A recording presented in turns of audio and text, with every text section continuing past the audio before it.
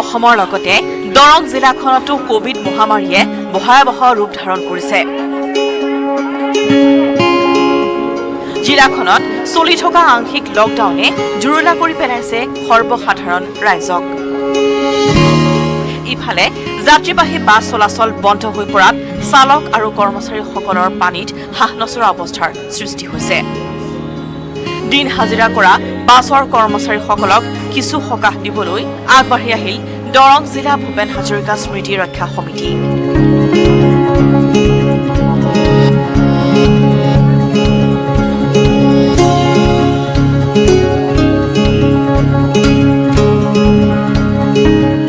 মঙলদৈৰ ভূপেন হাজৰিকা স্মৃতি ৰক্ষা সমিতিৰ উদ্যানত মঙলবাৰে স্মৃতি ৰক্ষা সমিতিৰ সভাপতি তথা প্ৰাক্তন বিধায়ক গুৰুজ্যোতি দাস আৰু সদস্যসকলে শতাধিক ব্যক্তিগত যাত্ৰীবাহী বাছৰ চালক আৰু কৰ্মচাৰীৰ মাজত খাদ্য সামগ্ৰী বিতৰণ কৰে।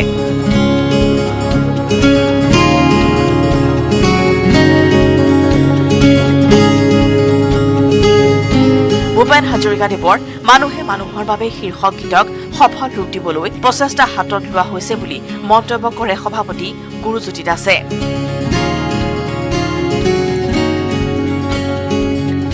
আংশিক লকডাউন আনফালে দেখিবলৈ পোৱা গৈছে আন্তঃজিলা বাছ সেৱা বন্ধ হৈ আছে। তেনে সময়তে যি বাছ সেৱাৰ লগত জড়িত লোকসকলে বিশেষভাৱে সংকটত পৰিছে আৰু সেইসকলক ভূপেন হাজৰিকা স্মৃতি ৰক্ষা সমিতি দৰঙৰ উদ্যোগত যিসকল বাছ চালক আছে, যিসকল হেণ্ডিমেন আছে, তেওঁলোকক কিছু খাদ্য সামগ্ৰী বিতৰণ কৰিছে। যি দৰং জিলা ভূপেন হাজৰিকা স্মৃতি ৰক্ষা সমিতিৰ সভাপতিগৰাকী আছে তথা প্ৰাক্তন বিধায়ক, তেওঁৰ উদ্যোগত এই খাদ্য সামগ্ৰী বিতৰণ কৰিছে। কৰ্মচাৰী ৰমেশে দেখুৱাইছে প্ৰায় শতাধিক লোকক এই খাদ্য সামগ্ৰী বিতৰণ কৰিছে।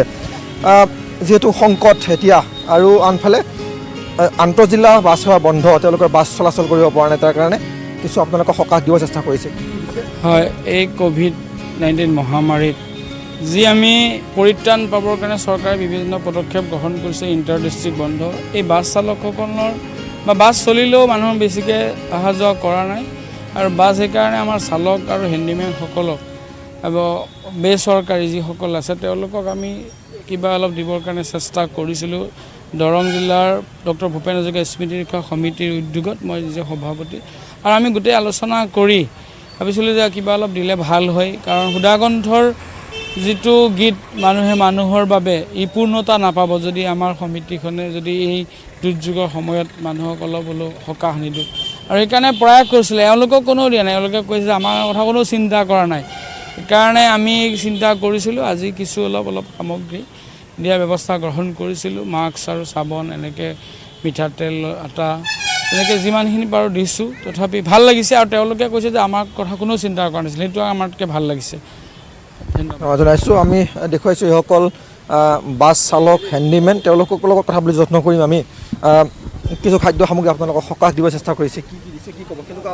হয়, আজি ভাল লাগিছে। আমাৰ যিটো মটৰ শ্ৰমিক সন্থাৰ গাড়ীৰ ষ্টাফ, ড্ৰাইভাৰ, হেণ্ডিমেন, চালক, কণ্ট্ৰেক্টৰ এইকেইজনক দিছে আৰু আমি ভাল লাগিছে। আমি কাৰোৰ পৰা সাহায্য তেনেকৈ পোৱা নাই।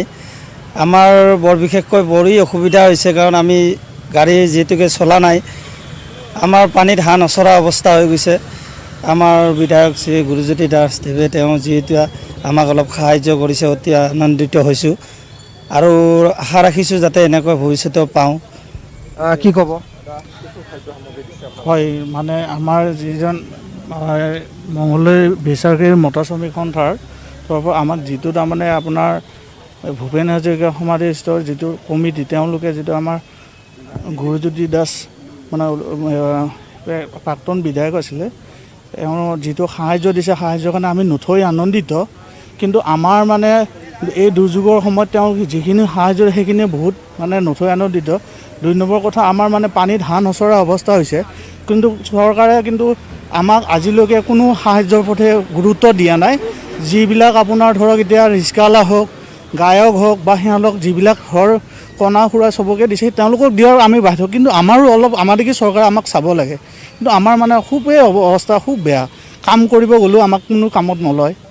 আমি কেনেকৈ চলিছোঁ, তাৰ চৰকাৰে কোনো সাহায্য প্ৰদান কৰিবৰ কাৰণে একো বিচৰা নাই, কিয় বা বিচৰা নাই। কিন্তু ইলেকশ্যনৰ টাইমত কিন্তু বাছখিনিৰ চালকখিনি খুব দৰকাৰ হয়, কিন্তু এতিয়া ইলেকশ্যন যোৱাৰ পিছত কিন্তু আমাক কিয় নিবিচাৰে তেওঁলোকে?